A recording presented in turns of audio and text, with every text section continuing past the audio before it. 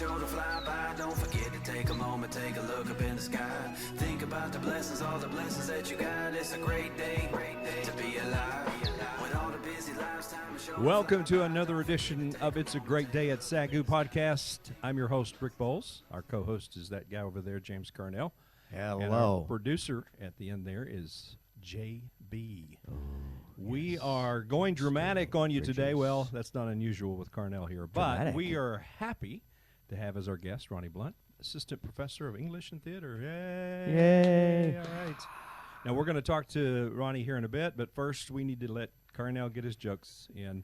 Ronnie, you are welcome to make fun. You can sit there, do nothing, or you can laugh, whatever you want to do, because, you know, we all endure. I mean, we all look forward to this time. Hey, I have heard people say that this is the bright spot that they look forward to I'm sure. every single time this podcast airs. I'm sure Ginger, your wife, says that, yes. No, I'm talking about when I stop, they said that's the bright spot. Oh, yeah. So like I said, I'm sure Yeah. Ginger said. so I have a key role here. So my conclusion is usually when it takes off. No, I do have a few jokes today. Some of them, we'll see. We'll see how we can do. All right.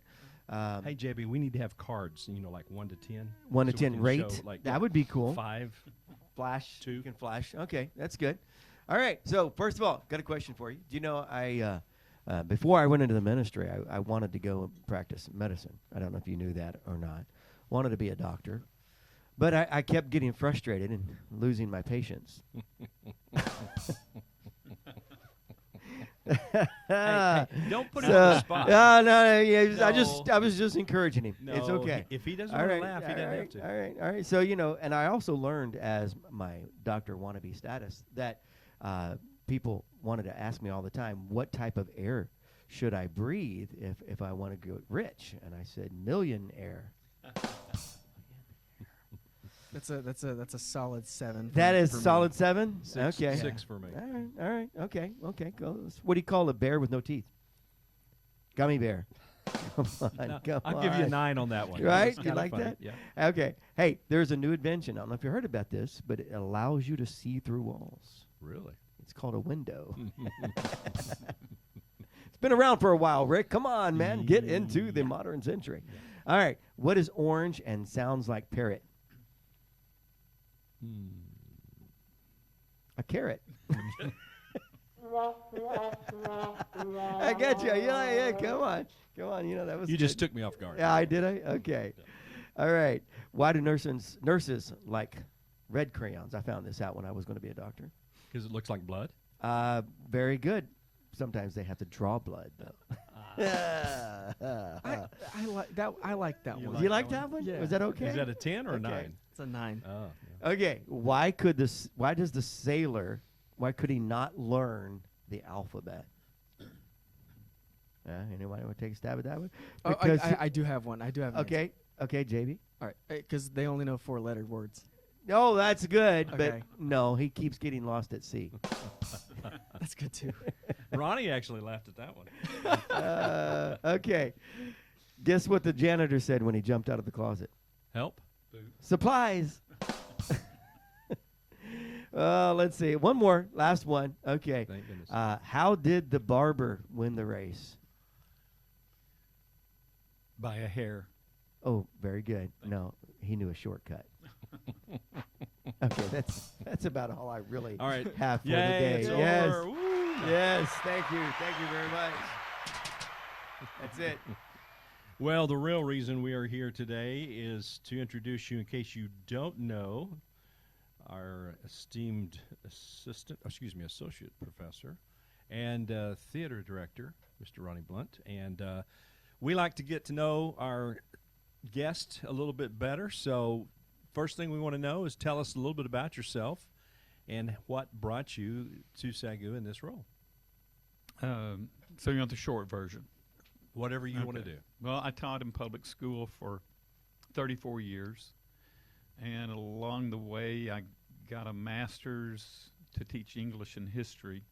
So in the early 90s, I started teaching here as an adjunct, and so I, just got to know folks on campus, and so I taught distance ed and adjunct off and on for 20 years, I guess. And then I retired in 12 from Ferris High School, where I taught for 34 years. And also in the process there, I started directing the one-act play, and it kind of turned into, even though I was an English and a history teacher, it turned into a theater teacher as well.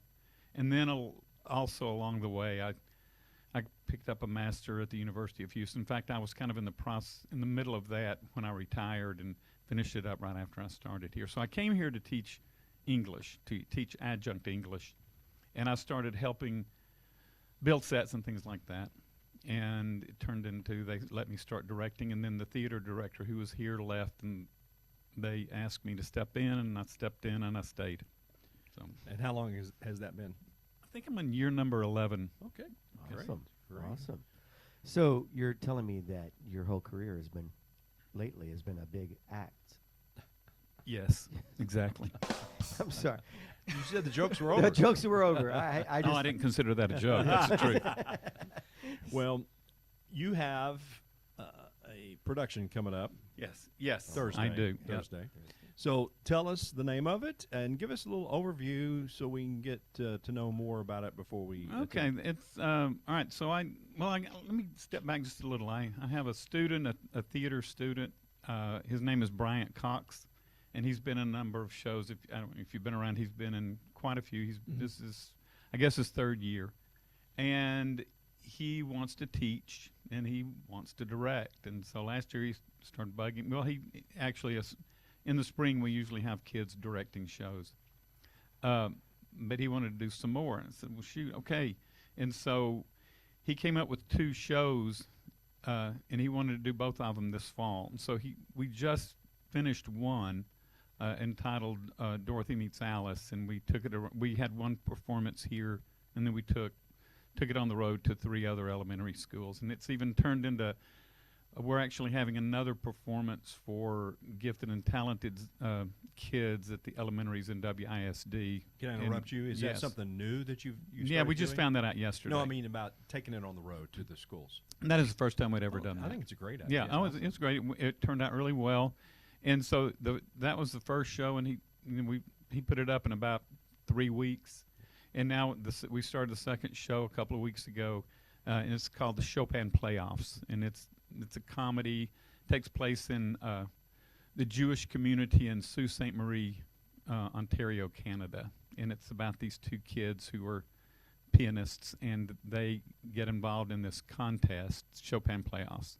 But then in the process, they are both have fallen in love or lust or whatever with the same girl, and so they make a deal that whoever wins the contest wins the girl. But it's a silly, fun, slapstick kind of a comedy. Awesome. What does the girl think about that? Oh, she's in on. Well, I can't tell you. And I'm not gonna tell you. I need to go to the show. No, and you see. got to go see. Yeah, you the got. show. Yeah, come see the show. Okay. So have you found that taking the to the different schools, has that had an impact? Maybe interest from high school students, SAGU's program? Could we it? have. Yeah, it could. Yeah? It could. Mm-hmm. That's cool. But we've like this semester we had the first show there were 11 kids, and this show there are 8. So we've had just so far this semester we've had about, and if you count crew and things like that, probably I would say at least 25 kids involved. Awesome. And then we're of course White Christmas is coming up, and that'll be 20 to 30 kids. Well, I was going to ask you. So you always do a Christmas production. Tell us a little bit. Just give us an advance. Well, we started. We started doing a Christmas Carol, which I kind of like, and I was kind of basically coerced into doing White Christmas because I think the students were tired of Scrooge. I guess I don't know. And so anyway, and I bought into it. It's okay, and we're going to do White Christmas, and we've already begun rehearsals, and everything's going great. Is your arm sore? Yes, where it you is. got twisted Very. so bad. Very. So and I was bullied as well. It wasn't just the arm twist. It wasn't. Well, I'm actually, real excited. Last year, being my first year, I got the privilege of working with you and doing something fun. That really was more extracurricular for SAGU, and that was the Christmas parade. Yeah, the Christmas parade. That was a lot of fun. It was. So Miss Beverly from Career Development, asked me, said, "Hey, would you help get involved in this, and she Mhm. pulled a lot of us together Yeah. to work on this set, and it was really cool because we tied it in with the theater production Yeah. to give promotion and all that, and so we used the set design from the play itself and put it on a trailer, and we won first place. Yeah, you did. First place. Yes, we did. And I think that was so cool because everybody's like, man, did you go buy these these outfits for the actors? And I'm like, no, that was from the play. So it actually worked out really well together, and it was a lot of fun being able to do that and getting to work with you. That was my first time really getting to work with you hands on like that, and that was a joy. And they've asked us to come back this year. And we'll do it better. And we'll do it better. I don't know how we can do better than first place, but we're going to do better than first place this year. And White Christmas, that's going to be fun. That's going to be a lot of fun. Is Look forward is to that the one that Crosby was in originally? Bing Crosby? Mm. Yes. Yeah. Because you have Holiday Inn and then you have White Christmas. See, I get those and two he's mixed in up. both, but Okay. they're Mhm. White Christmas is essentially a loose remake of Holiday Inn. Gotcha. And speaking of JB, Thank you. you've been a student, a theater student of our guest. You got a question for your former professor? Well, you changed my life. I just want to tell you that right now. The trajectory of my life for the better. Well, I- good. That's I good to absolutely- know. You're one of my Can you favorite. change the trajectory of my life as well? If I ever forget about 70s rock and roll and I have a question, I know I can ask you. But I wanted to ask you over the last. Who my favorite theater student was? I It thought was you, of thought course. about Yeah, thought about there we asking that, go. but I Yeah. know in the context you would say that. But I want. What's your favorite production? Doesn't have to be here, but historically, it can be one act, something you did at Ferris, over your career. What has been your favorite show that you've done? A favorite show of mine is a play called Voice of the Prairie. My son was in it in college many, many years ago, and then I did it. I directed it at Ferris at least a couple of times, and then it was the first show I directed here. I directed a one-act cutting of it. Over in McCaffrey, Yeah, right? and then a couple of years ago, a student directed the full version of it, and it's a sweet little show. It's has a lot of depth to it. So anyway, there you go. I like that. Right now, that's my favorite show. Awesome. So, James, you're a thespian? Yes. Ooh, what troop number are you? Oh, I Does can't anybody go know that deep in. Can it- We have troops. I didn't we know have that. troops. I still remember Like my local Boy Scout. He was trying to be funny there, Ron. I still Okay. remember my troop Let's not number. take him seriously. No. 3244 troop number. I remember that. I don't know why that stuck in my brain all these years. I can't remember what I had for breakfast unless I actually look on my shirt and see eggs on there or something. But let's talk about the students and their roles in the plays right now. So in this current play that you guys are doing, what are some of the students? What roles are they playing, and what does that look like? for them? Okay. All right. So again, I've talked about Bryant. He's the director. Mhm. And again, he's then that I guess it's really kind of cool. He's directed 2 shows, in a span of 6 to 7 weeks. Oh, And wow. I really haven't had to do that much, except do some set pieces and things like that, and make sure everything's legal and all that. Mhm. So I'm proud of him and the job that he's done. There's a young lady. Her name is Anna Taylor, and she has stepped in. She really started last year as far as helping with costumes and things like that, and so she's worked with both shows. She's an MK, and she's just there all the time and gets the kids measurements and gets them in, takes them in the costume shop and outfits them, and I've been really impressed with that. Oh goodness, now to name the students. Rochelle Buller is a young lady. She was in Voice of the Prairie actually. So I think she does an outstanding job, and I think they're all doing a pretty good job. A new student. His name is Andrew Trimble. He is kind of the narrator of the show, and he's going to be like you. He's the comic relief. Okay. We need those. Yeah. Oh, you do, and he does a great. He's almost as good as you do. And again, lots of kiddos, and I'm. Can I stop there? Sure, I you should have can brought. stop. Yeah, I should have I'm brought a cast list. I've I'm gotten not- no, myself that's in fine. trouble now. That's fine. Well, I mean, for us, it's just important, I think, to get a little taste of some of the students that Yeah, you know, so 'cause because one of the questions, I mean, one of the things it's, have a chance to go into some of the plays so far, and how important is it for, because our faculty and staff are our current audience, primary audience that are listening, how important is it for our faculty and staff to be involved, to show our students, hey, we need your support. We need you to come out and let our students know that we value them and what efforts they're putting into these things. Okay, I don't want to put people under pressure. Okay, you're not going to hurt my feelings if you can't make it. Okay, I understand. We live our lives and we have kids and all that kind of stuff. But He will secretly be at home crying. well, and suck my thumb. Yes, but they don't have to know that. No, but the kids appreciate it. Yeah. And it's really all about the students and the work that they do and the pride that they take. And you could say the same thing for, athletics and things like that. The kids appreciate it. They do. They notice, when their teachers show up. Yeah, that's And so, awesome. yes. So why the black box on this one versus the HCC auditorium? Because I like the black box better. Okay, I just Why? do. I know it's more All right. intimate. I but- can back you up on this. Whatever point you make, I will support you. Okay. Well, all right. Now, and I know our auditorium is it's a great venue, but it may not be the best theatrically. Okay, I don't know if that's a word or not, but it's it's great for musicals and things where we're mic'd up, but with the black box, it's an intimate setting, and that's where, to me, that's where real theater happens. Okay, I don't. Again, I came into theater kind of through the back door just because I was a teacher. I was one of the teachers who was willing to do the one-act play, and that's how I got in this mess. And sometimes I kind of sit back and say, why am I here? How did I get here? And because one of the key attributes of a theater person is they love musicals, okay? And I don't necessarily love musicals. I like straight theater. I mean, when I was a kid, and I loved Mighty Mouse, but when Mighty Mouse started singing, it would make me feel very uncomfortable.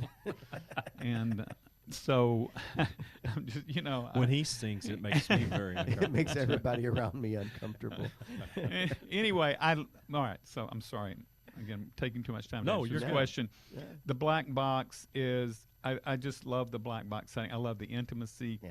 I think it requires a different level of acting, and I think the audience and some really wonderful things theatrically have happened in the black box, and I think more wonderful theatrical things. And I'm talking about moments where the audience is there and they're in, and you can feel it. Yeah. And I don't think you can get that in a larger venue. Yeah. So, I anyway. agree wholeheartedly. But there's I know certain, James does.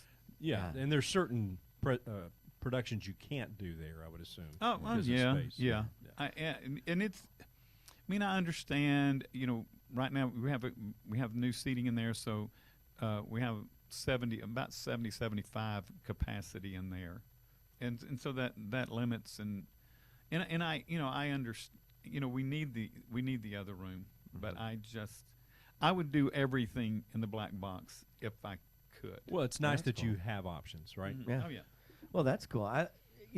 We used to do. We did a melodrama my senior year, called "The Saga of Sagebrush Sal." The Saga of Sagebrush Sal. It was a Western thing. Do you want to be able to audition? I mean, we can No, audition. if you no. But I remember we did it. It was a dinner theater, and it was so fun having the people in close proximity, Okay. and you fed off that energy. And I think every night got better because it was some nuance there, that just was added by having people so close. And the students, I think, feel that. And that's one of the major comments that the kids after it was a really good audience. Yeah. We had them Yeah. from the beginning, or Yeah. it was weird there at first, but then they bought in. Just the kids are very aware. And again, and I tell this to my kids, and especially in the black box, I said, there's no such thing as a fourth wall. There's not a wall there. Okay, it's you and them. It's a community thing, and they're participating. Now, you don't necessarily have to pay attention to them, but they're there, and you kind of have to welcome them there. Mm-hmm. Oh, that's good. So tell us details Thursday, Friday, Saturday, right? Okay, yes, we have 3 evening performances. They're all at 7:30, Thursday, Friday, Saturday. And doors open at 7. And if faculty and staff are interested, send me an email. Now, I do make mistakes, but I'll do my best not to. And I will reserve tickets for them. Please send me an email. Now, and we have tickets for sale for $5. And I guess students don't hear this podcast, do they? They could, but They could. but Yeah. most of them don't. Yeah, I understand. But they can get in with their ID for free, but we don't reserve tickets for students. They have to come in line. But if let's say, a lot of faculty reserve seats, then they're kind of out of it. And we've last year a lot for many of our shows we had to turn people away, and we did our last performance we had to turn a few people away. So we're telling students if you want to reserve a seat, if you can purchase. And we've had students say that they would, in order to be guaranteed a seat rather than a standby chance, they would pay that ticket. So Awesome. that's that Fantastic. option. Well, we appreciate you coming on. Yeah. No, I And appreciate you asking me. It's good to get to know you better and let our staff and faculty know a little bit more about what's happening in the theater department. So Yeah. it's good. I think Rick should try out. You know, I have Oklahoma. I next traveled while I was here in Chi Alpha was a prayer group at the time, and we did travel and we had drama and music, and so we represented the school unofficially. So I've done drama. I have done it. Yes, Yeah, sir. and you did more traveling with the that group, I think, than you did with the missions team. Yeah. One thing I would he say. likes to make fun of me.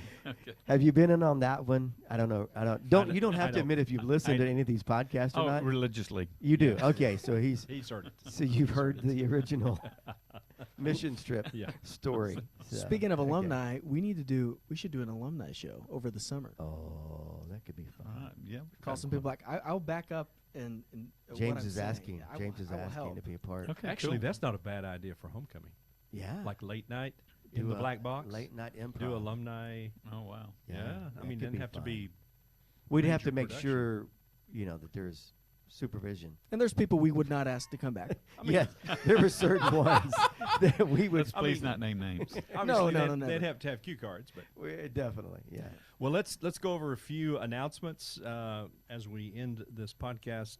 You just heard about the theater presentations. And what are the dates again? One more time. Thursday, Friday, Saturday, 7:30 p.m. Thank you very much. You're welcome. Wow, that was good. Men's and women's soccer will host Oklahoma Panhandle State this Saturday at Life School. The Panhandlers, watch your pockets. That's right. Volleyball hosts University of Science and Arts this Friday night, and then MAC-U at 1 p.m. on Saturday as we continue to root them on for their undefeated season. You say Mac, I say Mac. Yeah. Really. And don't forget, men's basketball hosts their first non-conference game Thursday, October the 27th against Arlington Baptist. Beat the Baptist, as Greg Thurstonson would say. It's good. It's good that basketball season is about to get started too. It is true. We're very excited. Football about that. is out for a couple of weeks on the road. Okay. Well, then we have something really big coming up this coming Monday. If you haven't already signed up, you need to get signed up for the SAGU Golf Classic. This is coming up Monday at the Walnut Creek Country Club, and it is registration starts at 9 a.m., but you need to register your team way before then. Minimum registration for a nonprofit is $1,000, and this supports our athletic program. We have right now currently 144 golfers, and we will max out at about 160, and we look to raise over $65,000 at this tournament this year. So we're really excited about that. So this is a great way to raise money for our athletic program. Excited to be a part of that. And then Tuesday, October 25th, the Advancement Office is hosting with Convoy of Hope, Love Thy Neighbor Workshop. You've been seeing some of that, some of those emails from Gideon. There are a few seats available for staff and faculty, but you need to contact Gideon G. Salazar at sagu.edu as soon as you hear this this podcast. And then our Board of Regents will be on campus Wednesday for the annual Fall Board of Regents meeting, and that's always fun. And as I say, James, behave, okay? Man, I know. I In wonder other why words, he don't be yourself is what we're trying to say. Once I get into my office, the door is locked and chained from the outside, and I don't understand that. But Ronnie, it's a challenge. I just want you to know. I don't know. I'm always on my best behavior. Yes, you are. Well, that's all the time we have for this podcast. Oh, but let us have more. So remember, it's a great day, so make it one. Okay.